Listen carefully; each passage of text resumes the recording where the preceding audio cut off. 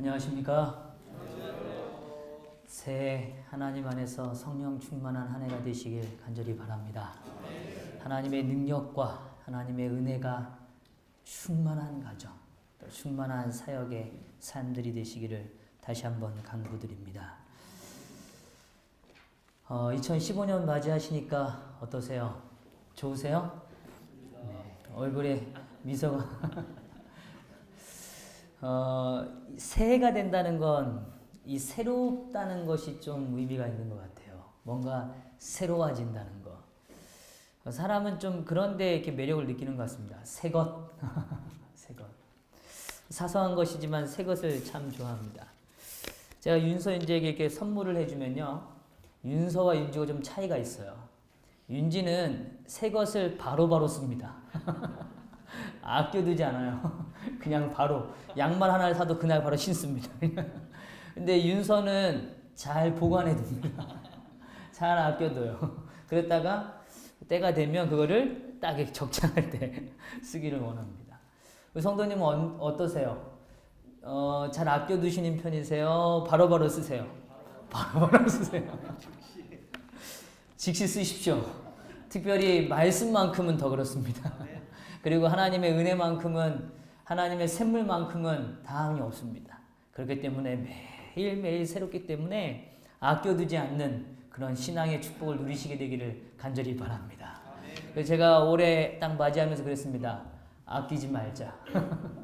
그런 마음을 한 해 좀 생각하게 됐습니다. 오늘 우리에게 다가오는 이 2015년이라는 이 시간들이 하루하루가 누리시고 또 누리시고 또 기뻐하시고 또 행복한 그런 아름다운 시간들을 충만히 누리시는 삶이 되기를 간절히 바랍니다. 아멘. 히브리서 5장에 있는 말씀입니다.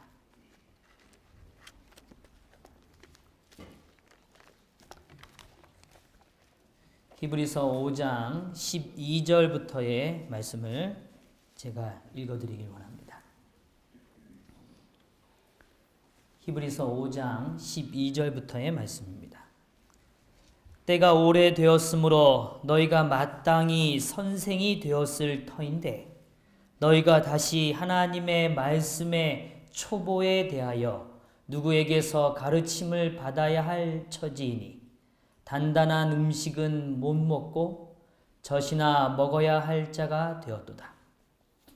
이는 젖을 먹는 자마다 어린아이니 의의 말씀을 경험하지 못한 자요. 단단한 음식은 장성한 자의 것이니 그들은 지각을 사용함으로 연단을 받아 선악을 분별하는 자들이니라. 아멘. 저희가 오랜만에 히브리서를 펼치게 됐습니다. 히브리서의 아름다운 말씀들의 약속들을 잘 기억하고 계시죠? 네. 또 새로우면 누리시면 됩니다. 그래서 오늘 이 말씀이 또 새로우시면 히브리서 1장부터 오늘 밤 또 혹시 밤이 지나가시기 전에 또 축복을 누리시면 좋겠습니다. 최근 4장과 5장의 부분만 조금만 다시 기억하고 오늘 말씀을 좀 나누려고 합니다. 히브리서 4장과 5장은 약속을 강조합니다. 히브리서의 전체적인 메시지도 그렇지만 약속을 강조합니다.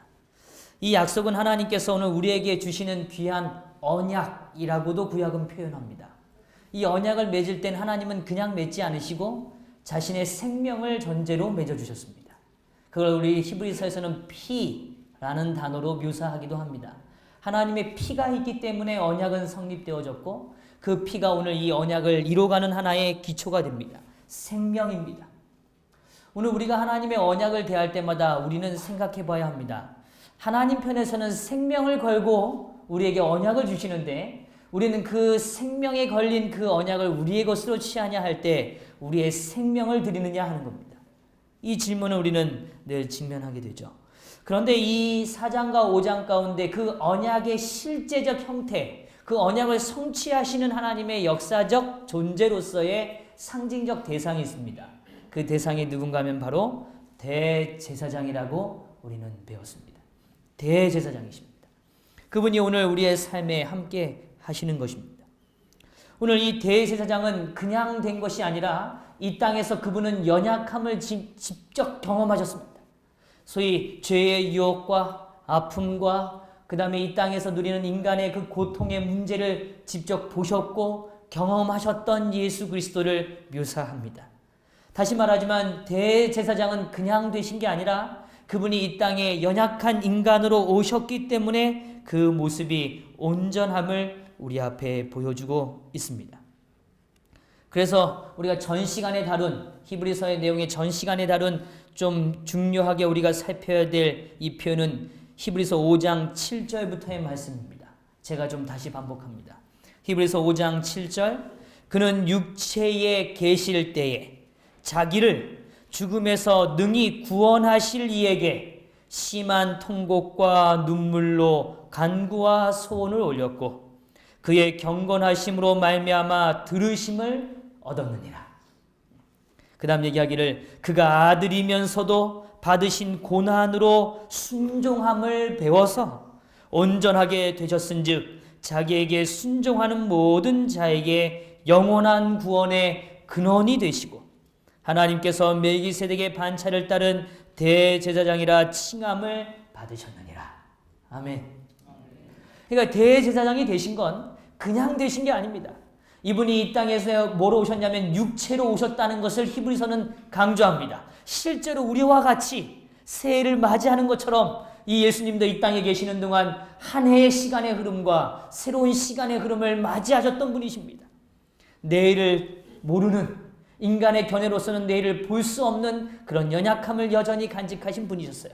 그래서 그분은 여기 표현한 그대로 그분은 심한 통곡과 눈물로 간구와 소원을 올리셨다고 이야기합니다. 그분이 맞이한 매일의 시간은 그냥 맞이한 것이 아니라 그 매일의 시간을 채우신 예수님의 방법은 오늘 여기 표현한 것처럼 심한 통곡과 눈물로 간구와 소원을 어떻게 했다고요? 올리셨다. 이렇게 말합니다. 성도 여러분, 이제 한 해가 시작됩니다. 이 한 해를 무엇으로 채우기를 지금부터 준비하십니까? 이 한 해의 시간을 무엇으로 만들어가기를 마음에 결심하셨습니까? 오늘 우리가 마음에 결심한 그 내용이 예수님께서 보여주셨던 그런 아름다운 선언의 모습이 우리의 삶에도 있기를 간절히 바랍니다. 오늘 예수님처럼 우리도 통곡과 눈물이 필요할 때가 있을지 모릅니다. 그러나 그것을 주저하지 않기를 간절히 바랍니다. 오늘 우리의 삶에 간구와 소원을 올리는 일을 주저하지 않게 되기를 간절히 바랍니다. 그러한 아름다운 우리의 삶이 오늘 하나님께서 보실 것입니다. 예수님께서 그러한 삶을 사시면서 예수님이 이 땅에 계시는 동안에 가장 위대한 것을 배우셨습니다. 그 배우심이 무엇인가 하면 성경은 고난으로 순종함을 배웠다. 이렇게 이야기합니다. 고난으로 무엇을 배웠다고요? 순종함이요. 오늘 우리의 삶에 여전히 직면된 고난이 있다면 그 고난을 통하여 우리가 얻어야 될 매우 중요한 교훈은 순종의 열매입니다. 순종의 열매입니다. 오늘 우리의 삶에 다가오는 수많은 일들이 있다면 그 일들을 통하여 우리가 궁극적으로 깨달아야 될 사실은 순종입니다. 하나님의 말씀에 순종하는 방법, 어떻게 그 말씀에 우리가 따를 수 있는가에 대한 깨달음을 얻는 것이죠. 제가 오늘 왜 이렇게 이 말씀을 그렇게 강조하는가 하면 중요한 히브리서 구조가 있습니다. 그 히브리서의 구조는 오늘 사도 바울은 우리에게 먼저 어떤 일을 하기를 독려하지 않습니다. 먼저 뭐라고 이야기하냐면 예수께서 그렇게 하셨다라고 선언하십니다. 예수님께서 어떻게 하셨다고요? 그렇게 하셨다. 예수님께서 그렇게 사셨다는 것을 강조하는 책이 히브리서입니다. 예수님의 삶은 우리 앞에 이미 보여진 삶입니다. 이미 드러난 삶이에요. 제가 왜 또 이 강조를 하는가? 성경에 제가 좋아하는 표현 가운데 하나를 좀 찾아보길 원합니다. 사도행전 4장으로 좀 가보길 원합니다. 사도행전 4장에 있는 말씀입니다.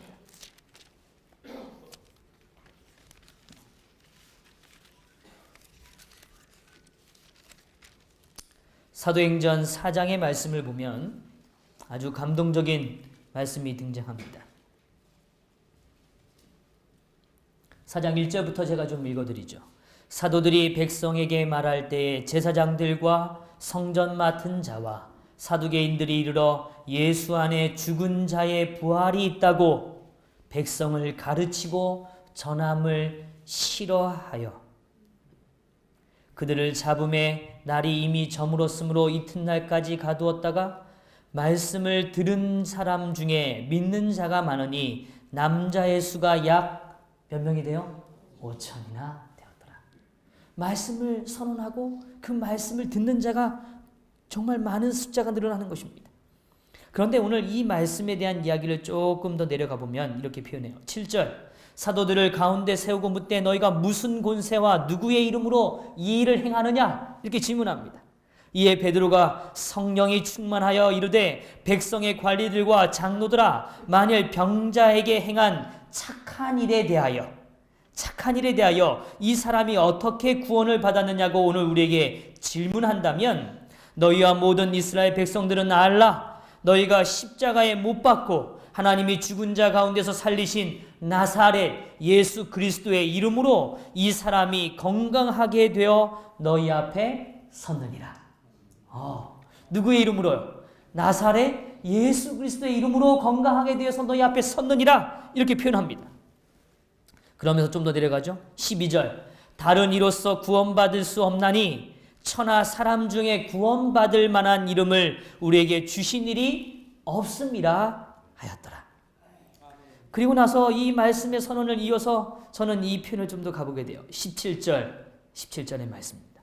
이것이 민간에 더 퍼지지 못하게 그들을 위협하여 이후에는 이 이름으로 아무에게도 말하지 말게 하자 하고 그들을 불러 경고하여 도무지 예수의 이름으로 말하지도 말고 가르치지도 말라 하니 베드로와 요한이 대답하여 이르되 하나님 앞에서 너희의 말을 듣는 것이 하나님의 말씀을 듣는 것보다 옳은가 판단하라. 그 다음에 20절요. 같이 한번 읽어볼까요? 20절입니다. 준비되셨죠? 시작. 우리는 보고 들은 것을 말하지 아니할 수 없다 하니. 사람이 말이죠. 살아가면서 무엇인가 특별한 이야기를 들으면요. 그 이야기를 혼자 감추기가 굉장히 어렵습니다.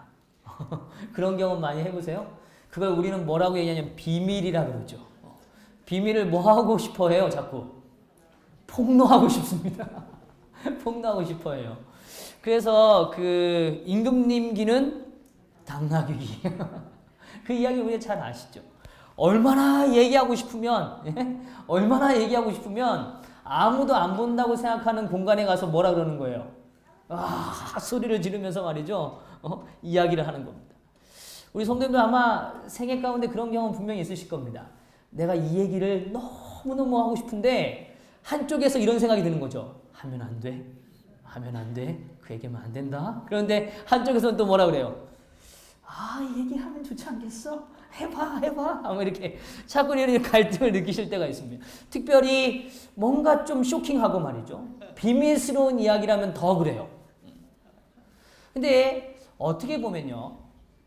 개인적인 좀 감추고 싶은 이야기면 어떻겠습니까? 감추고 싶은 이야기면 누가 안다고 그러면 그 아는 사람과 함께 있을 때 뭐예요?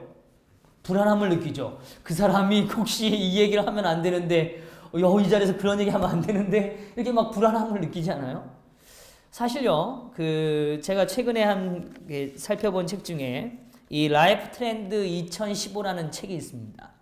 이 책 제목이 참 기가 막힙니다. 책 제목이 뭐냐면 가면을 쓴 사람들입니다. 뭐라고요? 가면을 쓴 사람들.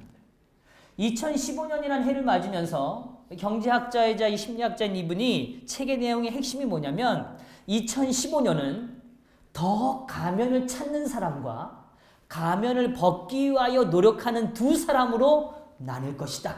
이렇게 트렌드를 예측했습니다.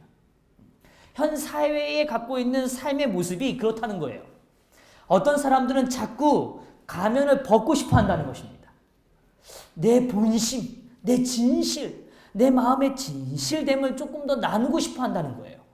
근데 어떤 사람들은 또 다른 가면을 찾기 위하여 애쓴다는 것입니다. 그 젊은 세대를 평가하는데 많은 젊은 세대의 인기 있는 하나가 뭐냐면 이 단어를 아시는 분과 모르시는 분이 젊은 세대와 그렇지 않음을 구별하는 걸 좀 제가 먼저 전제를 드리고요. 한번 퀴즈를 내보죠. 좋아요. 아세요? 이 표정이 굉장히 심각해집니다. 이게 잘 모르시면 세대를 구분할 수 있습니다. 그게 뭐냐면 페이스북이라는 이 그 SNS예요. 어떤 사람이 글을 딱 올리잖아요. 그러면 그 글에 대하여 사람들이 코멘트 다는 게 힘들잖아요. 나는 어떻게 느꼈어요? 이렇게 코멘트 다는 게 힘드니까 요즘 트렌드가 뭐냐면 글이 딱 올라오면 그 글 밑에 좋아요 이렇게 버튼 누르는 게 있습니다. 좋아요를 꾹 누르면 좋아요 숫자가 올라가요. 그러니까 그 글이 인기가 있다는 건 좋아요라는 숫자를 뭐 하면요, 많이 받으면 그 글이 인기가 있는 겁니다. 이제 좀 이해가 되시죠? 그래서요, 사람들이 좋아요라는 글을 받기 위해서 얼마나 노력하는지 모릅니다. 그래서 예쁜 음식점이나 좋은 장소에 가면 아주 멋지게 사진을 찍기 위해서 노력을 해요. 그 다음에 사진을 찍고 난 다음에 바로 뭐 하냐면 글에 올려요. 내가 이런 데 왔어요.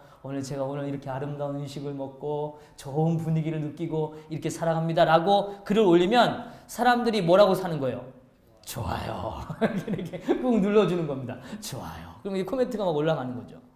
근데 좋아요를 못 받는 글들은 뭐예요? 그냥 사장되는 겁니다. 별로 이렇게 링크가 올라가지 않으니까 그냥 지워가는 거예요.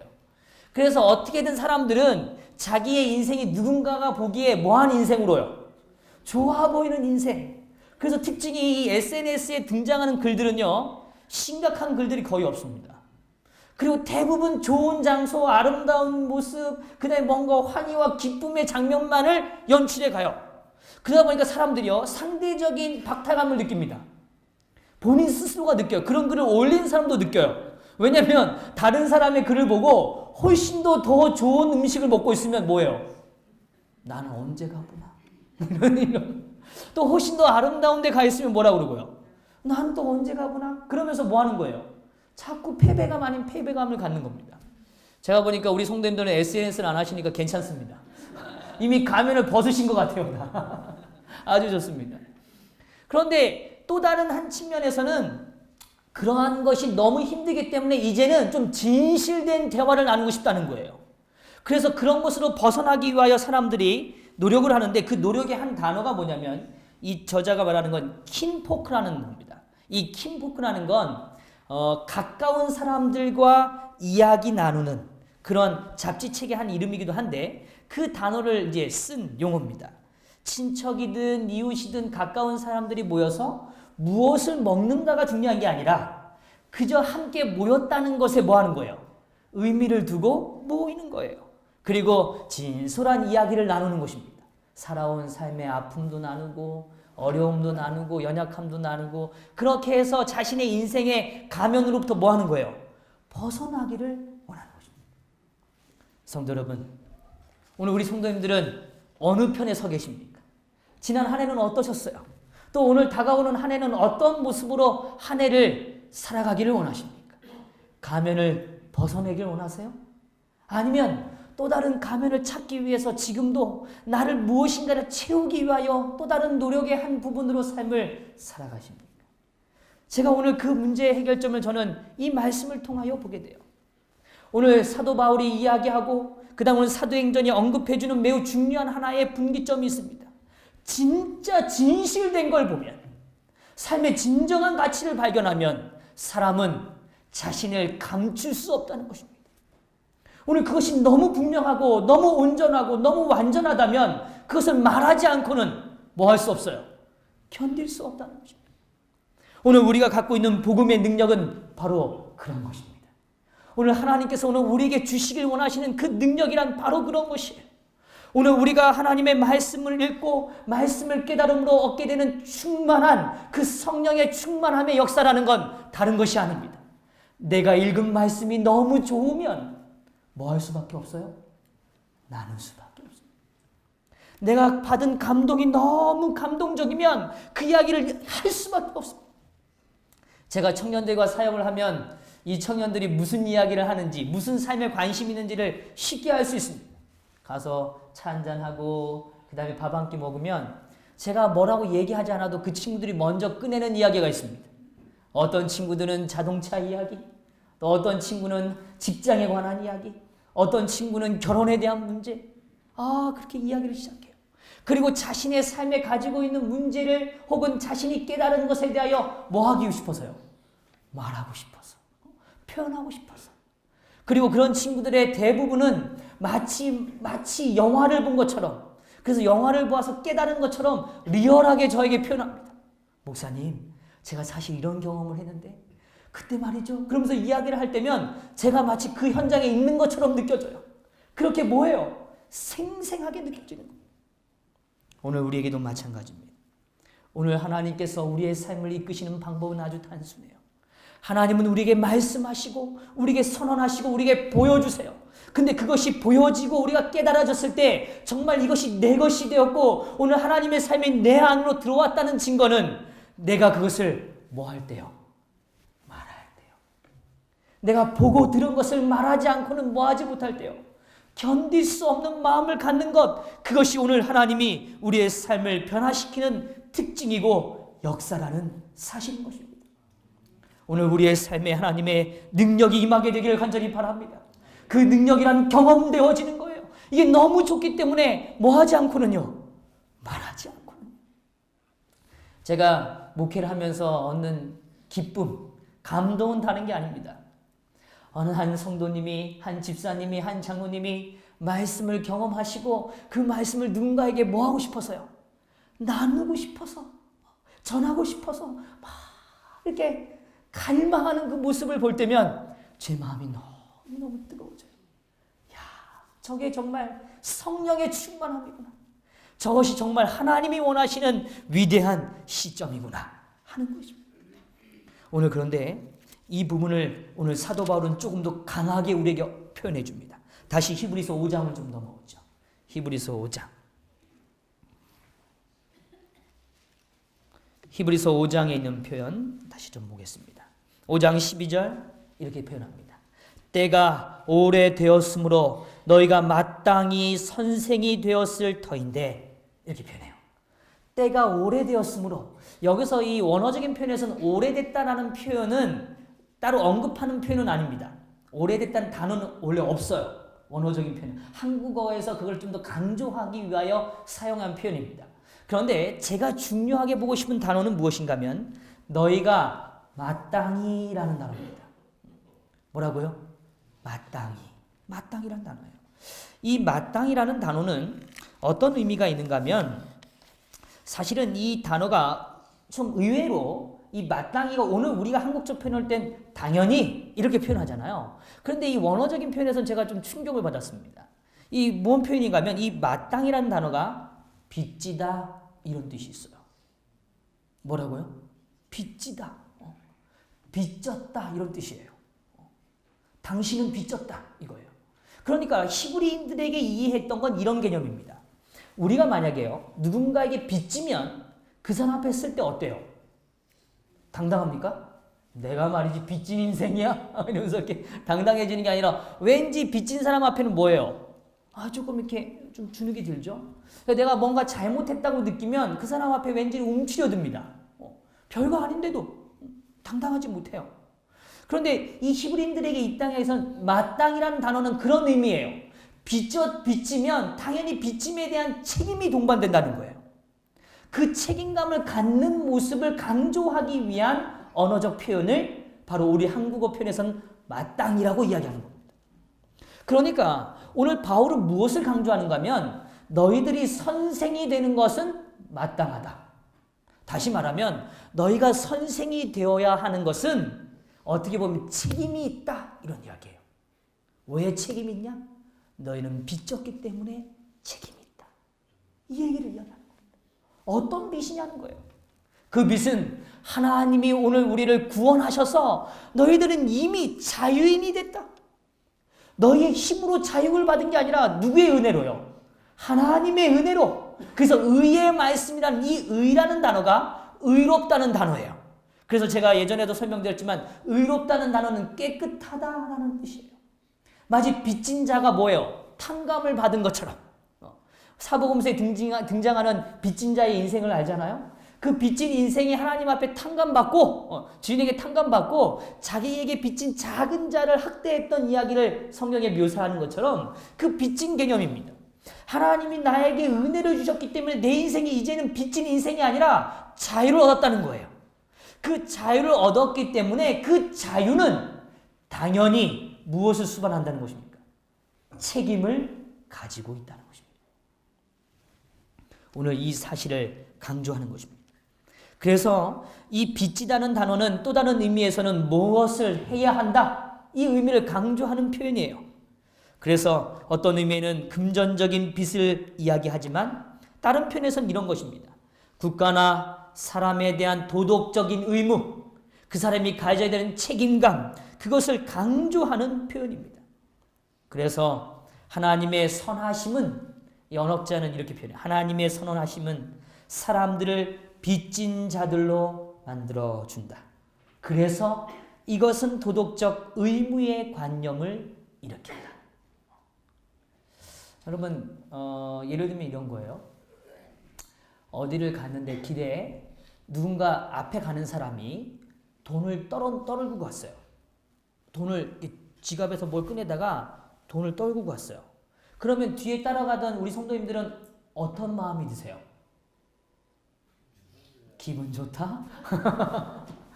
새해부터 돈이네? 그런데 그거를 잡으면서 정말 내가 가난하다면, 내가 너무 배고프다면 하나님이 나에게 이렇게 생각하실 수 있을지 모르지만 그냥 일반적으로는 그 돈을 받고 앞에 가는 사람을 보면서 무슨 생각이 들어요? 이거를 좀 줘야지. 이걸 이 사람이 빨리 다시 확인해서 가져갈 수 있도록 그 사람을 불러야지라는 어떤 마음에 무엇이 듭니까? 의무감이 들죠. 이해하시겠어요? 마치 그런 것처럼 오늘 여기서 빚진다는 개념의 의미는 그런 차원보다 조금 더 한 발 더 나간 개념입니다. 내가 빚졌는데 오늘 그 은혜를 내가 받았기 때문에 누군가의 인생의 그 메시지를 나눠주는 것이 너무나 당연한 상태, 너무나 해야 되는 의무적 감격을 뭐하지 못하는 거예요. 가져야 된다는 걸 강조하는 것입니다. 그렇지 못한 상태는 옳지 않다는 의미에서의 성경은 오늘 우리에게 마땅이라는 단어를 강조해 주고 있는 것입니다. 오늘 저는 이 의미 속에 우리의 삶의 도전을 좀 간직하게 됩니다. 성도 여러분, 오늘 우리는 하나님 안에 복음을 경험한 사람들입니다. 오늘 우리가 하나님에 대한 소망을 간직한다면, 누군가 죽음에 대한 두려움 속에 살아가야 되는 인생을 보면 우리는 그 죽음으로부터 벗어날 하나님의 위대한 소망과 소명의 역사를 선언해 주어야 하는 것입니다. 오늘 우리가 하나님 안에서 이 땅에 무엇인가를 잡기 위하여 노력하지 않아도 우리가 얼마나 귀중한 존재라는 걸 이미 깨달았다면, 경험했다면, 재물을 위하여, 이 땅의 명예를 위하여 하루를 아둥거리며 살아가는 삶을 만나거든 그 사람에게 이 땅의 것은 썩어질 것이라고 설명해 주어야 합니다. 그것이 오늘 우리가 먼저 경험한 빚진 자가 가지고 있는 거룩한 책임감, 거룩한 의무인 것입니다. 성도 여러분, 오늘 우리의 삶에 영적 의무감을 회복하는 삶이 되기를 간절히 바랍니다. 우리가 이 한 해를 맞이할 때 오늘 우리의 공동체 안에 태는 공동체는 영적인 의무감, 영적인 책임감을 회복한 공동체라는 그런 귀한 선언을 받게 되기를 간절히 바랍니다. 우리는 이미 누리고 있지 않습니까? 우리는 어떤 절망 가운데서도 하나님이 이 땅에 살아계시기 때문에 오늘 우리의 시간을 초월하시는 하나님이 우리를 사랑하신다는 사실을 믿고 있지 않습니까? 그래서 오늘 우리가 하루 동안 실패한 일들을 경험한다 할지라도 낙심하지 않고 절망하지 않고 우리가 다시 일어나서 힘을 얻을 수 있는 건 하나님의 하나님의 그 거룩하심이 우리를 덮고 있기 때문이 아닙니까? 그렇다면 오늘 우리가 그것을 경험하고 있다면 오늘 그 사실을 나누게 되기를 간절히 바랍니다. 오늘 우리가 가면을 벗는 건 다른 것이 아닙니다. 우리가 진심으로 하나님께 받은 그 놀라운 축복을 담대하게 진실되게 전하는 것입니다. 그것은 우리가 그렇게 많은 미사오그를 하지 않아도 돼요. 진심이 있다면 통하는 거예요. 진심이 있다면 전달되는 것입니다. 오늘 우리의 마음이 진정으로 갈망하면 오늘 우리의 그 뜨거움이, 우리가 경험한 그 아름다움의 경험이 우리의 삶을 새롭게 해 주실 것입니다. 오늘 우리의 삶이 그런 아름다운 삶이 되기를 간절히 바랍니다. 그 프랑스와 영국을 잇는 그 지하 터널 아시죠? 이 터널을 연결하는 그 구간이 우리가 잘 아는 이 도버 해협입니다. 도버 해협. 이 구간의 길이가 약 35.4km밖에 안 됩니다. 그러니까 굉장히 사실은 가까운 거리죠. 대륙과 섬이 연결되는 거대한 섬이 연결되는 구간이 34.5km니까 짧은 구간이죠. 근데 이 도버 해협의 도버라는 도시를 우리가 잘 압니다. 그런데 제가 오늘 좀 소개하고 나눌 도시는 그 도버 해협을 통해서 건너오는 가장 단축되는 가장 짧은 도시, 가장 가까운 이 프랑스 땅, 이 땅이 어디냐면 칼레라는 도시입니다. 칼레. 그래서 이 칼레라는 도시는 전쟁이 참 많이 겪었던 도시예요.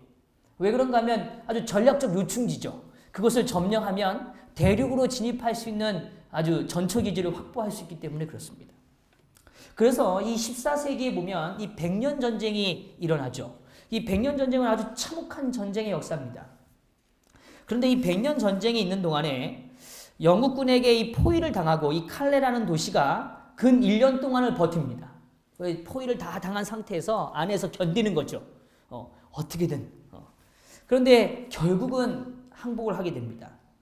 그래서 이 항복할 수밖에 없는 상황이 일어났을 때 이 영국의 왕이 에드워드 3세가 에드워드 3세에게 그때 영국의 왕이 에드워드 3세인데 그 3세에게 이 항복을 위한 사절단을 프랑스 이 시민들이 보냅니다. 자비를 구하는 거죠. 이 자비에 대한 답변은 아주 짧았습니다. 근데 아주 좀 충격적인 답변이에요. 이거예요. 모든 칼레 시민의 목숨을 살려주겠다. 그 대신 그동안의 반항에 대한 책임을 지고 처형당할 시민 대표 6명을 정해라. 이거예요. 대표성을 갖고 책임을 물을 수 있는 6명의 생명을 가져와라. 그러면 뭐 하겠다? 그 칼레에 있는 모든 시민들은 다 살려주겠다. 이게 조건입니다. 그 소식을 전해들은 칼레 시민들은 안도함도 느끼지만 동시에 혼란에 빠진 거예요. 도대체 누가 이 6명 중에 한 명을 채워서 6명이 될 수 있을까 하는 것입니다.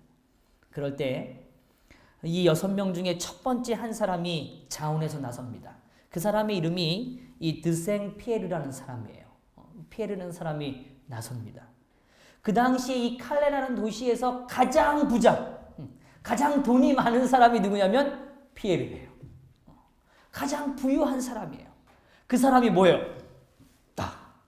제가 나가겠습니다.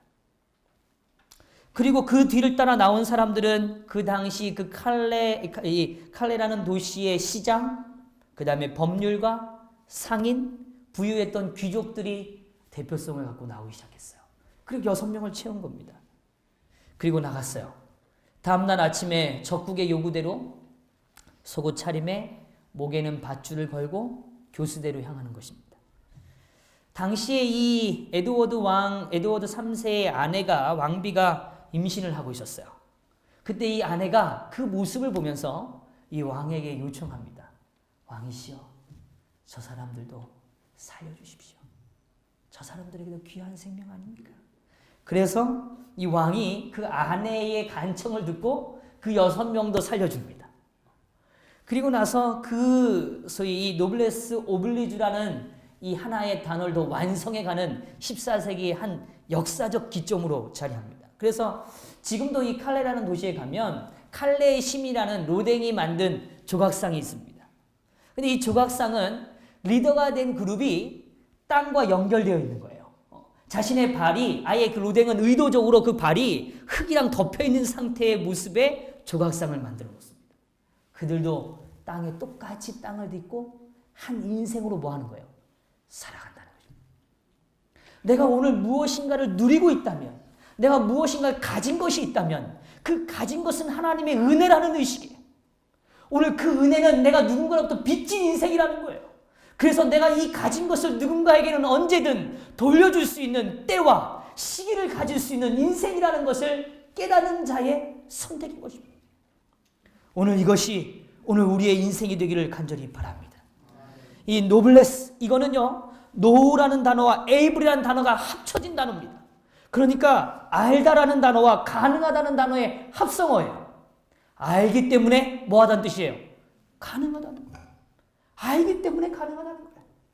그 다음에 오블리스, 이거는 도덕상의 의무라는 뜻이 있습니다. 책임감이 있다는 거예요. 오늘 책임감이 있기 때문에 그것이 도덕적 의무라고 이해되어지기 때문에 오늘 그 가치를 나는 지켜낸다는 것입니다. 오늘 사랑하는 성도 여러분, 우리는 2015년을 맞으면서 우리는 꼭 기억해야 합니다. 우리는 영적 거상들이에요. 영적인 부유함을 누린 사람들이에요. 오늘 우리가 깨닫는 그 복음의 진리가 얼마나 거대합니까? 특별히 남은 물이라면 이 시대를 살아갈 수 있는 그 유일한 하나님의 기별이 더 분명히 선포된 백성들 아닙니까? 그렇다면 오늘 우리가 갖고 있는 그 아름다움의 기별에 대한 책임의식을 갖게 되기를 간절히 바랍니다. 오늘 그러기 위해서 조금 더 하나님과 가까워지는 한 해가 되기를 간절히 바랍니다. 오늘 하나님이 우리에게 보여주시는 대제사장의 위대한 역사를 본 자들이라면 그 역사가 얼마나 위대한 것이라는 걸 깨달았다면 오늘 우리는 누군가에게 그 사실을 능히 전해야 하는 것입니다. 그것이 바로 하나님이 오늘 우리에게 설명하시는 위대한 선언인 것입니다. 그래서 오늘 사도 바울은 로마서라는 편지 가운데 그는 자신을 칭할 때 나는 빚진 자다 이렇게 이야기합니다. 이방인에게도 또 혹은 연약한 자들에게도 나는 뭐한 자다고요? 빚진 자다. 내 인생은 빚진 자다. 오늘 그 빚진 자는 내가 죄인이라는 개념이 아닙니다. 하나님이 나를 구원하셨다는 것에 대한 확신을 가진, 책임을 가진 거룩한 고백이라는 것을 이해하셔야 합니다. 오늘 우리의 인생이 하나님 앞에 빚진 자임을 고백하시게 되기를 간절히 바랍니다. 그래서 정말 하나님 앞에 오늘 우리가 기별을 접할 때마다, 오늘 우리가 안식일을 맞이하며 그 안식의 축복을 누릴 때마다 이 안식의 기쁨이 누군가에게도 전달되기 위한 내가 보고 들은 것을 말하지 않고는 견딜 수 없는 뜨거운 열정, 그 아름다움을 우리가 간직하는 삶이 되시기를 간절히 바랍니다. 오늘 좀 더 성경을 좀 더 보죠. 오늘 히브리서 5장 12절에 좀 더 읽어가죠. 너희가 마땅히 선생이 되었을 터인데. 이제 이해되시죠? 오늘 우리는 마땅히 책임을 가진 자들인 것입니다. 오늘 우리는 전해야 되는 자들이고 오늘 우리는 본 것을 말해야 되는 자들이죠. 그런데 사도 바울은 다시 이렇게 이야기를 더 이어갑니다. 너희가 다시 하나님의 말씀에 뭐에 대해서요? 초보. 운전을 처음 시작하셨던 때를 기억하시죠? 운전 처음 시작하셨던 때 한번 떠올려 보세요. 즐거우세요? 악몽 같으세요? 저는요, 운전을 독하겠습니다. 그런데 제가 한 경험을 좀 말씀드리면 제 친구가 있는데요. 친구는 좀 운전을 늦게 배웠어요. 그래서 제가 한참 운전면을 따고 제가 운전을 할 때 맨날 옆에 앉았습니다. 근데 하루는 친구가 운전을 시작하게 됐어요. 운전 연습 학원을 다녀왔는데 저한테 그래요. 제가 운전병이었습니다. 이해해 주시고요. 인식아, 너처럼 운전을 멋지게 하려면 어떻게 해야 돼? 그래서 제가 이렇게 얘기했습니다. 브레이크를 최대한 안 쓰는 사람이 멋진 운전자야. 제가 이렇게 얘기했어요. 원칙을 설명해 줬어요. 브레이크를 뭐 하면요? 최대한 안 쓰는 사람이 멋진 운전자야. 제가 이렇게 얘기했더니 그 다음날 운전학원 가서 쫓겨날 뻔했습니다. 옆에서 자꾸 선생님 뭐라 하는데요? 브레이크 쓰세요? 쓰세요. 아니요. 아니요.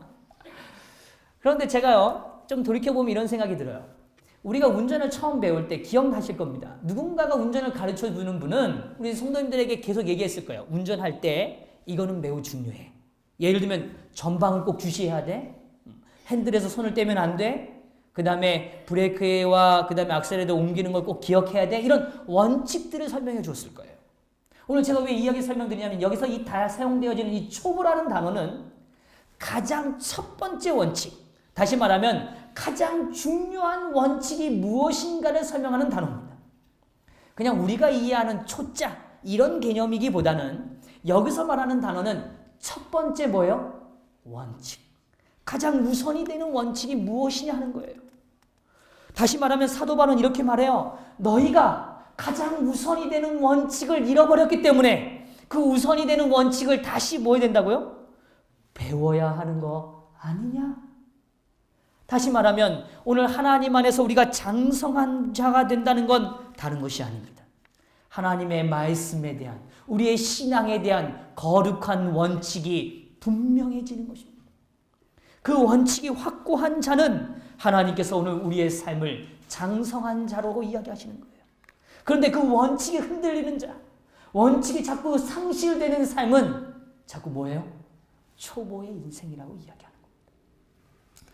오늘 우리 성도님들 삶 속에 어떤 원칙을 가지고 계십니까? 오늘 사도 바울은 그 원칙을 조심스럽게 그러나 분명하게 우리에게 설명해 줍니다. 이렇게 말합니다. 13절, 이는 젖을 먹는 자마다 어린아이니 의의 말씀을 뭐하지 못하는 자요? 경험하지 못하는 자라. 오늘 사도 바울이 말하는 원칙은 아주 단순합니다. 말씀은 듣는 것으로 끝나는 게 아니라 뭐로 옮겨야 된다고요? 삶으로 옮겨가야 한다는 것입니다. 오늘 삶으로 옮겨야 된다는 것입니다. 이것이 가장 중요한 원칙이에요. 오늘 이것이 오늘 우리의 신앙의 가장 기초가 되는 것입니다. 오늘 우리가 하나님의 말씀을 들어요. 하나님이 대제사장이라는 걸 깨달았어요. 그러나 그걸로 끝나는 게 아니라 우리의 삶에 그것이 뭐 해야 돼요? 경험되어야 하는 것입니다. 그것이 오늘 하나님께서 원하시는 가장 아름다운 지점인 것입니다. 이 경험한다는 단어는요, 어떤 의미가 있냐면 익숙하다는 뜻입니다. 뭐 하다고요? 익숙하다고요. 제가 좀 구체적으로 말씀드리죠. 하루를 지나시면서 성경을 펼치시는 것이 익숙하신가요? 그렇다면 이미 말씀을 경험하시는 삶입니다. 어떤 일을 직면할 때마다 내 생각으로 결정하는 게 아니라 하나님의 뜻이 무엇인가를 묻기 위하여 기도하는 시간을 가지신다면, 그것이 익숙하다면 이미 오늘 우리는 하나님 안에 장성한 자인 것입니다. 오늘 우리의 인생에 오늘 어떠한 구비마다 그 문제를 결정짓기 위하여 인간의 말이 아니라 하나님의 언어인 하나님의 말씀으로 내 삶의 결정을 이뤄내기 위하여 말씀을 붙들고 몸부림치고 계시다면, 그것이 익숙하다면 오늘 우리는 장성한 삶이 될 수 있는 것입니다. 오늘 우리가 2015년도에는 그런 삶이 되기를 간절히 바랍니다. 그래서 단단한 음식, 견고한 음식을 상징하는 것입니다. 흔들림이 없는 음식이에요. 오늘 우리의 생애가 흔들리지 않고 견고해지는 건 익숙해져 가는 것입니다. 무엇이 익숙해져요? 하나님의 말씀에 대하여, 하나님과 함께하는 생애에 대하여 익숙해져 가는 것입니다. 그래서 오늘 더 이렇게 이야기합니다. 14절, 오늘 이 부분을 좀 같이 읽어볼까요? 14절 준비되셨죠? 시작. 단단한 음식은 장성한 자의 것이니 그들은 지각을 사용함으로 연단을 받아 선악을 분별하는 자들이라. 이 한 문장을 꼭 기억하게 되기를 간절히 바랍니다. 오늘 여기 분명히 이야기합니다. 단단한 음식은 장성한 자라고 이야기해요. 성장한 자들이라고 이야기합니다. 그 성장한 자는 어떤 삶인가? 그들은 지각을 사용한다라고 표현합니다. 뭘 사용한다고요? 지각. 오늘 우리의 의식을 사용하는 겁니다. 우리의 생각을 사용하는 겁니다. 오늘 우리의 뜻을 사용하는 겁니다. 오늘 우리의 삶에 그 뜻, 지각이 오늘 있게 되기를 간절히 바랍니다. 그러면서 더 이야기해 주기를 이렇게 표현해요. 지각을 사용한다는 단어는, 이 사용이란 단어는 습관적인 단어를 의미합니다. 그냥 한 번 쓰는 게 아니고 어떻게 해요? 습관적으로. 오늘 다시 강조해요. 말씀을 보는 일이 습관처럼 익숙해지시기를 바랍니다. 형제와 기도하는 일이 습관처럼 익숙해지시게 되기를 바랍니다. 오늘 우리의 삶의 가면을 벗고 우리가 진실단도화를 나눌 수 있는 삶이 우리의 삶에 익숙해지게 되기를 간절히 바랍니다.